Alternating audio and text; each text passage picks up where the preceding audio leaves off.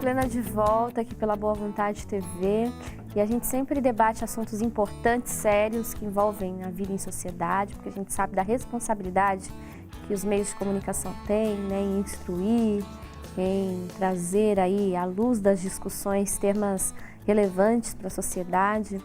E a gente vai conversar sobre um desses temas agora aqui no nosso programa. É muito comum, quando a gente se torna adulto, a gente tem nossas responsabilidades ali do trabalho, das contas para pagar, não é mesmo? Que a gente lembre com saudade da nossa infância. Né? Quem nunca se pegou falando assim, nossa, era tão bom quando eu era criança e tudo mais. Sejam pelas lembranças com os familiares, de bons momentos na escola, brincadeiras que já não se podem fazer mais, porque né, nós somos adultos e acaba não se tendo tempo para brincar, para se divertir e tudo mais. Isso faz parte do desenvolvimento. Agora, muitas vezes, quando a gente né, convive com crianças, apesar da gente saber da importância desse momento na nossa vida, a gente acaba incentivando que elas pulem esse processo, ou que elas passem muito rapidamente por esse processo da infância e se tornem mais responsáveis, mais maduras. A gente vai falar sobre o perigo da adultização precoce. Aqui no nosso programa a gente recebe a psicóloga doutora Sirlene Ferreira. Doutora, muito obrigada pela presença, seja bem-vinda aqui ao nosso programa. Queria primeiro entender o conceito, né? O que seria a adultização precoce? É bem o que você disse, né?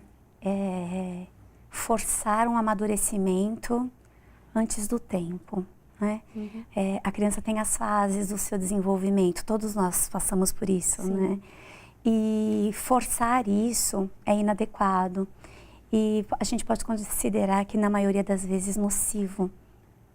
Causa impactos significativos na vida dessa criança. Da criança, acho que hoje a gente consegue perceber na sociedade. Claro, a sociedade né? sofre os impactos também de uma criança sim, que se desajusta ali sim, diante da sua fase tão importante. Sim, exatamente. Isso é algo que vem acontecendo assim, é muito recorrente. Uhum. Talvez a gente possa dizer que é uma característica do mundo pós-moderno, né, onde os pais estimulam seus filhos a terem uma maturação desnecessária para um momento, né? Isso que eu ia falar. Às vezes a gente transporta para a criança algumas expectativas ou vivências nossas, né? Esperando comportamentos que seriam tidos né, como de adultos para essas crianças. Sim. Então a criança não pode correr, a criança não pode brincar, a criança não pode rir alto. E aí a gente não vai criança como se esse comportamento não fosse típico da criança. É de criança, né? Isso. Exatamente, né? É muito comum isso, né? E aí espera que a criança tenha tanto um comportamento e como uma maturação que ela não está preparada para ter essa expectativa, né? Em psicanálise a gente fala que é projeção, né? E que a gente precisa tomar muito cuidado para não projetar, porque na criança tudo isso, porque ela é apenas criança, ela tem que brincar.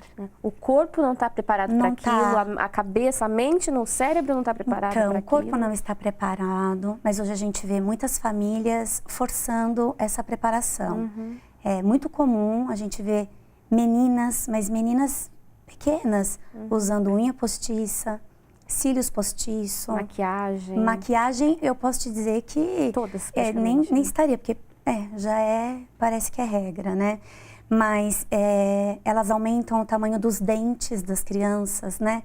Para ter um sorriso mais sedutor, talvez. E aí a gente está falando de uma coisa muito grave. Que envolve também a erotização dessas crianças. A erotização, né? E olha, veja, a partir do momento que eu passo a ter um corpo que vai chamar a atenção, será que eu tenho condições para lidar com isso? Porque é papel do adulto zelar e proteger a ingenuidade e a infância dos seus filhos. Se nós, enquanto adultos, muitas vezes já não estamos preparados né, para relações, para situações que envolvam o desenvolvimento da sexualidade, quanto mais uma criança, né, que não é assunto para ela, inclusive. Não é à toa os números e os índices altíssimos que envolvem violência sexual contra crianças e adolescentes. Muito sério né, isso, doutora? Muito sério. Esses são alguns dos impactos, mas quais outros impactos que a gente percebe na vida da criança que passa por esse processo de adultização, doutora? Então, se a gente falar de impacto, a gente pode pensar assim, em efeitos colaterais, vamos pensar de uma forma simples, que todo mundo entenda, né? Primeiro que Depois de adulta, ela então passa a ter muita dificuldade de manter relações interpessoais. Tá. Porque enquanto criança, ela não aprendeu a se socializar com os iguais, e sim com os adultos. E aí a gente vai encontrar uma pessoa que possivelmente deprimida, isolada, né? Tímida demais. E por quê, né? Porque ela pulou uma fase, ela não foi criança, né? E que leva tudo muito a sério e que tem dificuldade. E aquilo que precisaria ter sido resolvido nessa época não foi resolvido e continua lá nela. Pois é. Que vai precisar se desenvolver em algum momento. Precisa tratar, né? A gente precisa lembrar que a gente hoje tem um agravante e que, assim, é muito, muito sério, que são as redes sociais. A inserção dessas crianças, inclusive, nessas redes, doutora. Exatamente. Então, coloca-se lá uma menina com toda essa transformação de corpo, com toda essa foi forçada uma maturação também afetiva e também erotização numa rede social que tem lá status, mas não tem como está a sua relação interpessoal. Né? Então, ela não tem como colocar gosto de brincar, e sim se é casada, solteira ou... E aí, mais uma vez, vem a responsabilidade dos pais, uma vez que, pelas regras dessas redes sociais, essas crianças não poderiam estar ali. Mas veja... Existe uma idade mínima, por exemplo, que o aplicativo exige. Sim. Então, em tese, aquela criança ou não está sendo supervisionada, ou o pai está de acordo, o pai, a mãe, o responsável, né, está de acordo com aquele uso. Sim. Aí eu sugiro você, por exemplo, a perguntar para um pai. Eu tenho um trabalho que eu faço com um amigo muito querido, que é o Danilo Zeferino. Ele é biólogo, ele me acompanha em alguns trabalhos que a gente faz com familiares, né? E a gente pergunta assim para os pais, faz um questionário bem simples, e alguns pais ficam assustados na hora de responder, eles nem precisam entregar, mas é assim... É mais como um processo de percepção mesmo. Qual é a cor que seu filho mais gosta? Ah, mas isso não é tão importante saber, Qual é a música que ele mais gosta? São coisas que a gente tem que... É diálogo, isso é uma demonstração de... Proximidade, Proximidade, isso é uma relação, o quanto você está presente, o quanto vocês conversam, quem é que cuida dessa criança. E é algo que você consegue também analisar em que universo essa criança está inserida. Exatamente. Né, doutora? Uma vez que as músicas, os programas que ela assiste, nada remete à infância. Os youtubers, né, que hoje é tão comum também, né? Esse pessoal que tem ali seu trabalho, mas que muitas vezes não é direcionado, né? Não tem aquele cuidado com o que está desenvolvendo para quem está assistindo. E aí a gente começa a ver crianças, então, viciadas em redes sociais, ou então viciadas em computadores, em jogos e tudo mais. É o que você disse, criança tem que brincar, mas brincar é brincar no chão. Criança não tem problema sujar a roupa, né? Sim. Sabe que uma vez eu vi uma propaganda muito linda no Uruguai, eu estive lá e tinha assim um outdoor dizendo assim, mas isso aqui é mancha do quê? Numa camiseta branca. E aí a mãe respondia, isso é mancha de felicidade, porque era mancha de barro. Era sujeira de uma criança que estava brincando. Brinca, que se diverte. Então, não tem como brincar sem se sujar. Criança tem que brincar para se desenvolver. Perfeito. Agora, doutora, a gente sabe que, infelizmente, a realidade de muitas famílias hoje em dia torna-se mais difícil, né? A ida de uma criança para um parque, né? A vivência dessa criança, às vezes, em ambientes onde tem outras crianças, né? Muitas vezes o computador acaba sendo a ferramenta ali mais segura, entre aspas, né? Porque a gente já falou bastante, inclusive, dessa falsa sensação de segurança que a internet e o computador trazem aí pra gente. Mas muitas vezes o pai e a mãe acham que está protegendo ali o filho ou dando boas possibilidades. Como fazer, por exemplo, se a agenda, se o pai trabalha o dia inteiro, como organizar isso para garantir essa infância segura para essa criança? Bom, primeiro que eu também trabalho, né? Então, trabalho, estudo, também tenho uma agenda cheia, mas eu também tenho um filho de 5 anos e ele precisa estar contido nessa agenda. Eu preciso ter um tempo para ele. Não pode ser quando sobra. Não pode. Ele tem o tempo dele comigo. Né? Porque, afinal de contas, eu sou responsável por ele. Tanto eu quanto o pai, o meu marido. Então, assim, a gente precisa estar presente. E não tem desculpas. Quem tem a responsabilidade de cuidar do seu filho é você. Não é mais ninguém, a não ser você. Então, tem que ter esse tempo, a gente tem que se organizar. E às vezes você se organizar é ganhar menos dinheiro. Pode fazer ser. concessões, fazer. né? E qual o problema? Neste momento é assim. Então, depois que ele crescer, talvez a gente retome. Então, assim, é organizar a vida. Eu tenho uma criança e eu preciso cuidar dela. E eu queria só aproveitar e dizer o seguinte, quando as redes sociais e o computador, ele é um refúgio do tédio, pode ter certeza que não vai dar certo. Porque o computador pode ser usado por crianças, sim, para pesquisas, acompanhado por um adulto. Porque hoje em dia é uma fonte de informação, sim, claro que sim, né? E existem conteúdos maravilhosos, inclusive. Pois é, né? Mas sem supervisão é um perigo, né? Outro dia chegou para mim no consultório uma mãe dizendo que ela estava muito incomodada porque tinha lá um youtuber ensinando como burlar páginas que eram proibidas para menores de 18 anos. Então tem tutorial para as crianças acessarem conteúdos impróprios para elas. Por isso, mais uma vez, né, essa responsabilidade nossa de estar junto, né, gente? Sim. Porque a curiosidade da criança, né, vai, muitas vezes, colocá-la em risco. Como uma criança sem supervisão numa cozinha, num quarto, em qualquer lugar da nossa casa, pode trazer riscos. Sim. Né? Então, é importante a gente pensar nisso. Agora, como pai, como identificar, por exemplo, se meu filho está sofrendo essas influências de adultização, no meu próprio comportamento, o que eu devo evitar fazer para não fazer isso com ele? Eu penso que a ideia, né, das grandes expectativas, que você iniciou essa conversa, né? Eu já vi também numa rede social uma mãe postando, muito feliz, que a filha dela, aos 3 anos, fazia lição de casa e já estava aprendendo a escrever o próprio nome. Bom, primeiro que, cientificamente, nós já sabemos que o aletramento, a alfabetização, não precisa acontecer aos 3 anos de idade. Isso não desenvolve nada numa criança. Mas você veja, de uma certa forma, é forçar um amadurecimento. Aos 3 anos, se a gente pensar na gente, o que a gente fazia quando a gente tinha 3 anos? Ela precisa desenvolver outras capacidades. Brincar, né? A gente brincava. Então, é brincar de boneca, é brincar de carrinho, é pular corda, é fazer coisas que desenvolvam outras áreas que também são muito importantes. Mas aos 3 anos, aprender a ler e escrever não vai desenvolver absolutamente nada numa criança. Quando eu disse para você que muitas vezes é a própria família que pede para que se coloque uma prótese no dente para ela ficar com um sorriso mais bonito, para que se faça um preenchimento de lábio numa criança. Não tem.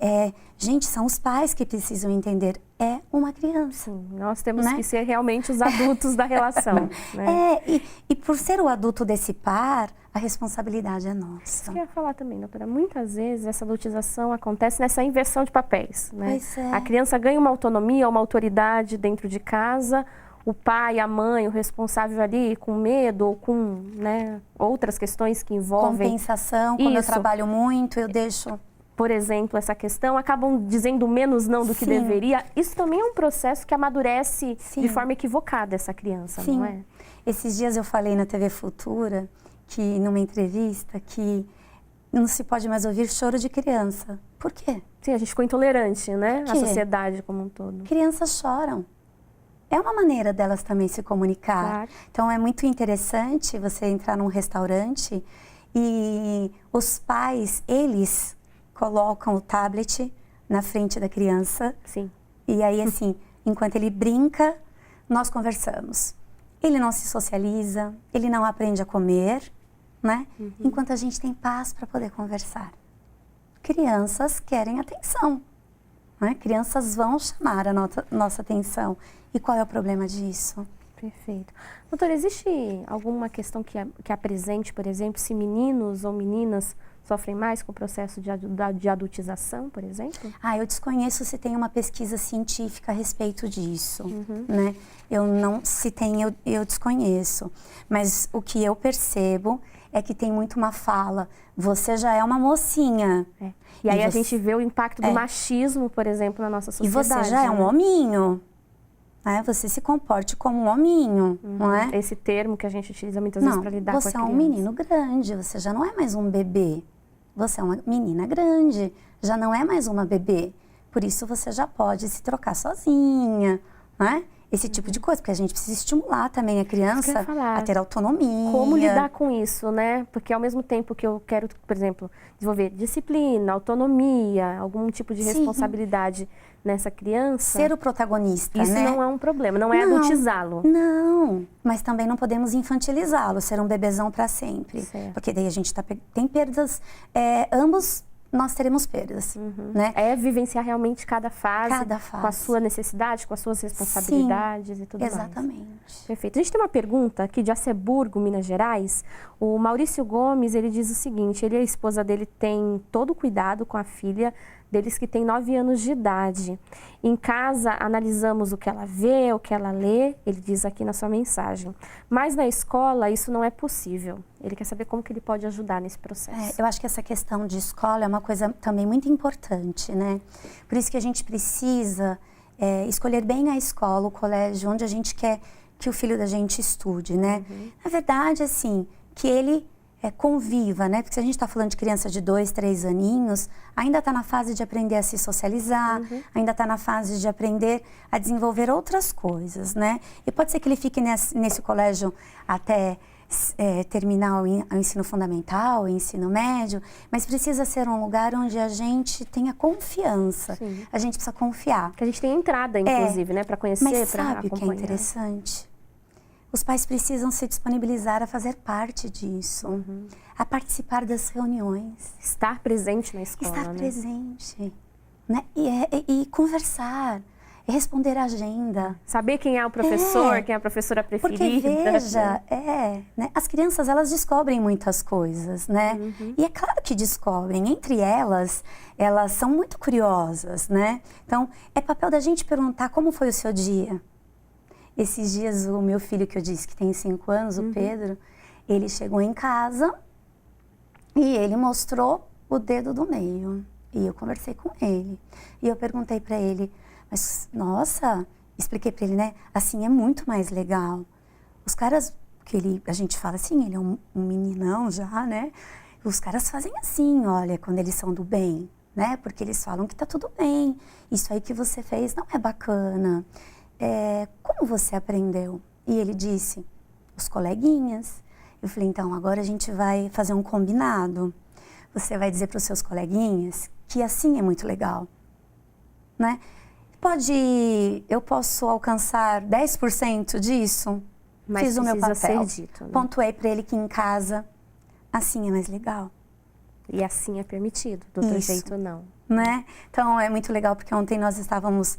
Eu estava passeando com ele e com a minha mãe, e aí ele... Eu falei, legal, né, filho? Ele falou, eu comi bem, ó. Ai, então, assim, são pequenos detalhes, e eles são espertíssimos, né, gente? Aprendem numa velocidade, numa rapidez, e a gente precisa estar atento, sim, muito. Né? É nossa responsabilidade não só de mãe, por exemplo, né? Às vezes a gente responsabiliza apenas a mãe dessa criança. É do pai, são dos avós, dos tios, da família que está ali em volta. Né? Todos nós, sociedade, que precisamos também repensar os nossos comportamentos, aquilo que a gente faz, né? Para trazermos bons exemplos. Se a gente quer ver um mundo melhor, não adianta achar que ele vai se desenvolver por osmose. Né? Ele vai acontecer com as nossas ações, né? De boa vontade, de respeito, de cuidado com o semelhante. Doutora, eu queria agradecer a senhora pelo bate-papo. Seja sempre bem-vinda aqui ao nosso programa e vamos voltar a falar sobre esse tema que é muito importante. Sim, muito obrigada. Qualquer dúvida que você tiver sobre esse assunto, a gente agradece mais uma vez o Maurício de Aceburgo, Minas Gerais, participando aqui do programa. Ele fez a pergunta dele, você pode fazer a sua também. A gente encaminha para a nossa convidada de hoje, que esteve falando sobre a adultização precoce, os perigos desse processo com as crianças, a doutora Sirlene Ferreira, psicóloga.